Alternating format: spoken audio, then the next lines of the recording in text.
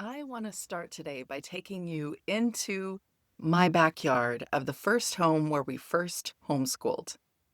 I remember my oldest daughter spending hours turning it into Australia and Paris and other places. No maps, no instructions, no guides, just pure imagination. She dragged her siblings along, built little worlds, told stories, performed characters with British, German, and French accents. And yep, she would sometimes rather avoid math or the scheduled work in her homeschool day. But in that play, in that curiosity-driven adventure, she was learning. This is why today's episode is so important. So many moms I talk to feel like they aren't doing enough. They worry they're behind, that their kids are staying on task, or that if they don't follow a rigid plan, their kids will fall behind academically. But what if the very things that matter most, the play, the curiosity, and the imagination, are actually the real building blocks for lifelong learning, deep purpose, and a meaningful contribution as adults? Welcome to the Homeschool Mama Self-Care Podcast, a space where overwhelmed homeschool moms come to reclaim their voice, rediscover their spark, and lead their kids and their lives aligned from the inside out. I'm Teresa Wiedrick, graduated homeschool mom turned certified life coach. When I first began homeschooling, I was chasing freedom, dreaming of a happy home with a personalized education for my kids, and so much travel too. We explored languages, nature, fine art, history, science, pretty much anything found in a private school. By the third or fourth year, because I tried to create a private school in my homeschool did not feel freeing. It felt constrained by my unrealistic expectations. I was insisting on maintaining that plan because it fit my notion of what was right for an ideal child, not factoring in my energy needs or the children right in front of me. I was also driven by old not enough narratives I had not yet acknowledged, stories that whispered that I wasn't doing enough, I wasn't enough, or I wasn't enough for my kids. Do you relate? There was a moment in my third or fourth year that I began to let go of my version of perfect and finally create space to notice what really worked for us. I began to understand myself, my needs, and how to nurture connection in our home. I didn't know it then, but I began to recognize that I was the most important part of my kids' curriculum. When I lived on purpose, they could too. Of course, I didn't have it perfectly locked in then, and life continues to teach me now. But as I began shifting my focus, our homeschool life gradually transformed into a life-giving experience. Now, as a certified life coach, I guide other homeschool moms through the same transformation, moving from overwhelm and unrealistic expectations to clarity, confidence, and a homeschool life that feels aligned from the inside out. So let's talk today about the role of imagination in homeschooling. Because I know you want it, but oftentimes you're stuck with the notion of, but I don't have time for this, so we have to get on top of things, or I can't possibly engage each of my kids and enable all of these things within a normal homeschool routine. I can't possibly do all these things within a normal span of a week. I wholeheartedly believe that the role of imagination in education is seriously underrated. Think about this for a second. Everything that can be learned or understood has not been learned yet. If all we do for our kids' education is to encourage them to memorize what the world already knows, are we really giving them something meaningful? If we're doing that, we're essentially educating them to compete with Google, God, AI. Is that even possible? I don't think it is. And more importantly, what would be the value of that in a life well lived anyway? Albert Einstein's childhood gives us a powerful example. As a child, he attended a traditional school in Munich, Germany. The curriculum was rigid. There's rote memorization, strict rules. Obedience was the goal, not curiosity. He found it stifling. So by the time he was 15, he left that school altogether, but he didn't stop learning. With encouragement from his mother, he pursued independent study at home. He explored mathematics and physics and the questions that fascinated him. That freedom to explore and imagine and question became the foundation for revolutionary thinking that later led to the theory of relativity, which changed how we understand space, time, and gravity, the photoelectric effect, which laid groundwork for modern electronics and solar energy, and a lifetime of creative problem solving from thought experiments to innovations that continue to influence physics, technology, and how we understand the universe. He's quoted as having said this: "I believe in intuition and inspiration. Imagination is more important than knowledge, for knowledge is limited, whereas imagination embraces the entire world, stimulating progress, giving birth to evolution. It is, strictly speaking, a real factor in scientific research." And you will probably be familiar with Peter Gray. He's the author of Free to Learn. He puts it perfectly for us as homeschool moms. Children are natural learners. They are curious and motivated to learn by their own interest. When we allow them the freedom to explore and play, we are not wasting time. We are investing in the skills, habits, and joy that lead to a lifetime of learning. So, based on these two fellows, imagination is not just play. It's an engine for innovation and problem solving and meaningful learning. And I just ask you for a moment, do you see that yourself? I know you feel compelled to follow the originally scheduled plan or make sure they're not behind, make sure they don't have gaps, make sure that you accomplish the things that you think are the most important elements of an education, and those include curriculum and extracurriculars and all the activities and things that other people are doing. But do you notice that imagination is not just play? Do you notice when your children's imagination enables them to be clever and problem solve, and that they really care about that thing that they're learning? When we give kids the space to explore and follow their curiosity, we're nurturing the very skills that can one day allow them to change the world.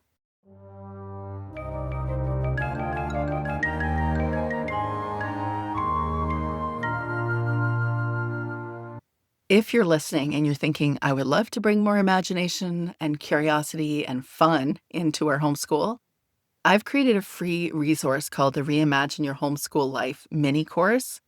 It's designed to help you bring more play and creativity and meaningful learning back into your homeschool days. And if you love it and you want to go deeper, in just a couple weeks, I'm hosting a free webinar, The 8 Elements to Reimagine Your Homeschool, where I'll dive even further into practical ways to align your homeschool with your family's values and your vision.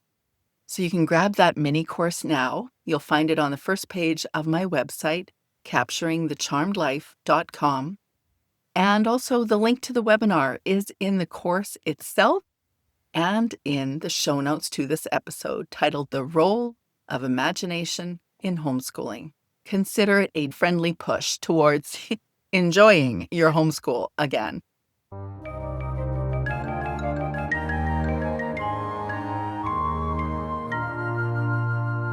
You know, this conversation about imagination in homeschooling really reminds me of a conversation that comes up often because my husband is a physician. Sometimes a family member will call. They'll share what's happening with a loved one in the hospital and ask him, what would he do in this scenario? They're hoping for guidance or maybe a second opinion.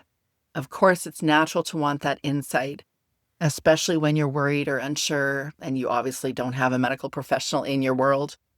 But here's the reality. He can't give a full assessment over the phone. He hasn't seen the patient in person. He doesn't have access to the full chart. He doesn't have a complete head-to-toe exam.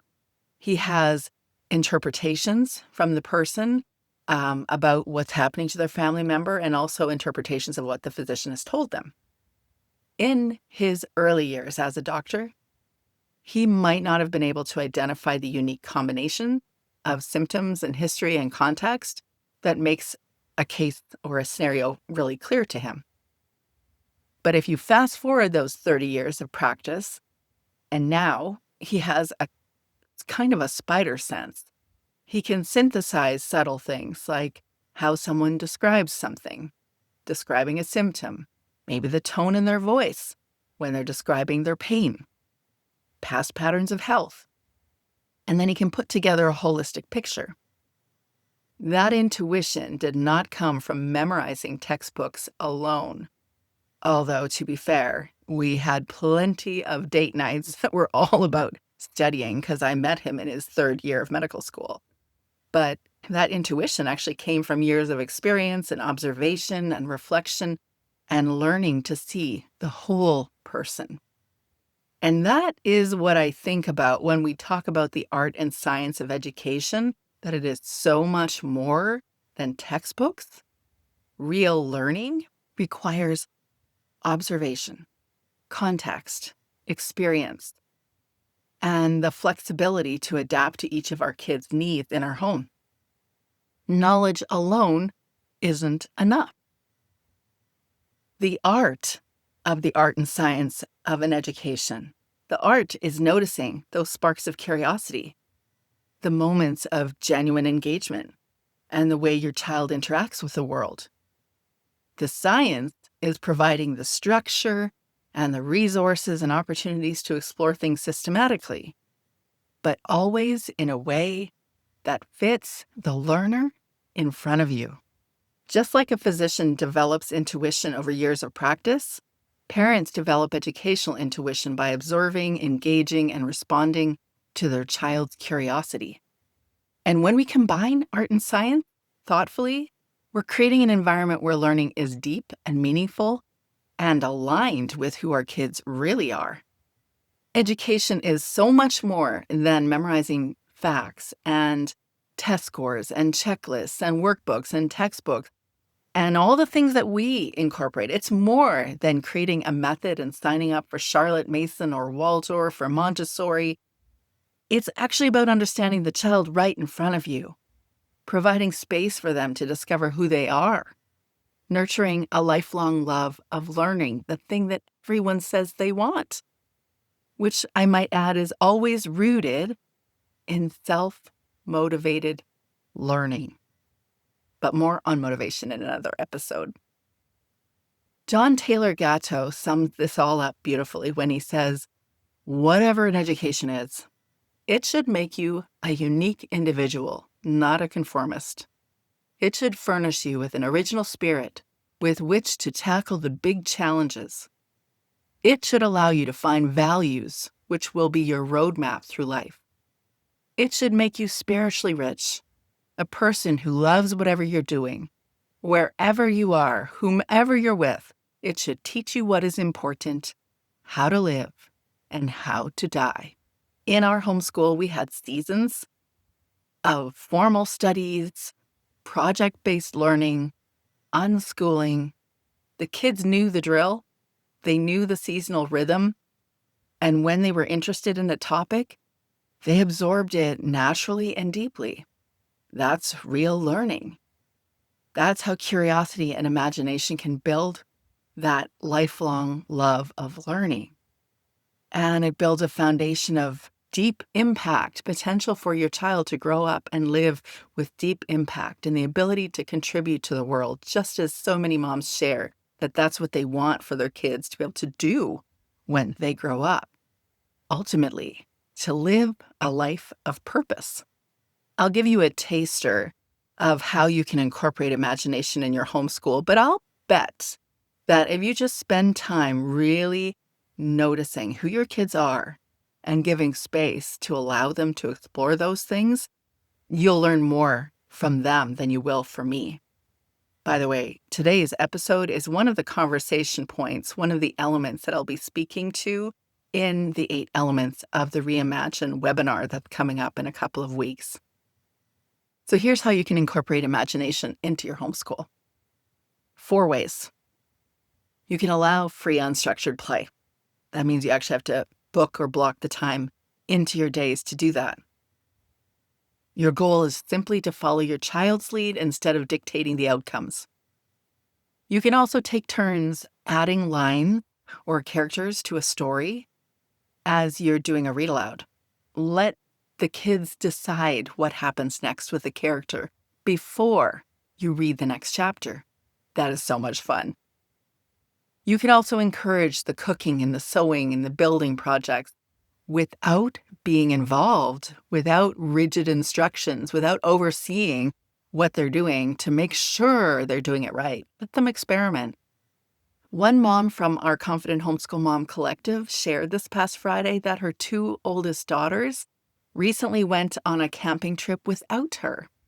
They learned plenty, from cooking pasta to cleaning up biohazards, as all good camping trips teach. More importantly, it was a growth opportunity for Sarah and her daughters. A reminder that letting our kids stretch their independence gets a little easier as they grow. Not easy, just easier. And this is the way that kids expand their capacities and how they incorporate their imagination into their real world. This is how they learn. Even if you're hearing this episode today and you can see that you definitely do not have blocks of time available for the kids to pursue their own things, to have project-based time, or just to do whatever strikes their fancy, you just don't have time for it, I encourage you to look at your week and say, where can I incorporate just a small dose of that imaginative play, or really just allow for a small dose of imaginative play? Because as you do, as you incorporate that into your routine, you will feel so much more enjoyment in watching them learn and also watching the pursuit of learning, the curiosities unfold. Just like my daughter's journeys from our backyard to her imaginary Paris in Australia, when we step out of the way and let curiosity and imagination guide our kids' learning, we create an energy or a homeschool where our kids aren't just memorizing things or checking off boxes. They're exploring and discovering and building skills and enjoying their lives. And that's exactly what we want for our kids after they leave our home. Thanks for joining me today. Remember, you're not alone in this homeschool journey. You've got what it takes to show up whole, grounded, and confident for yourself and your family. If you want a practical starting point, I invite you to grab my free Reimagine Your Homeschool Life mini course. It's designed to help you bring imagination, curiosity, and joy back into your homeschool. And it's a perfect way to start rethinking what really matters in your child's learning. And if you love the mini course and want to go even deeper, in just a couple weeks, I'll be hosting a free webinar, The 8 Elements to Reimagine Your Homeschool. This is where we'll explore actionable ways to create a homeschool that aligns with your family's values, energy, and vision. You can grab the mini course now and let me know if you'd like to join the webinar. You'll find all the links in the show notes. If this episode spoke to you, don't forget to hit subscribe so you never miss an episode. And if you found value, would you share it with a friend who might need encouragement too?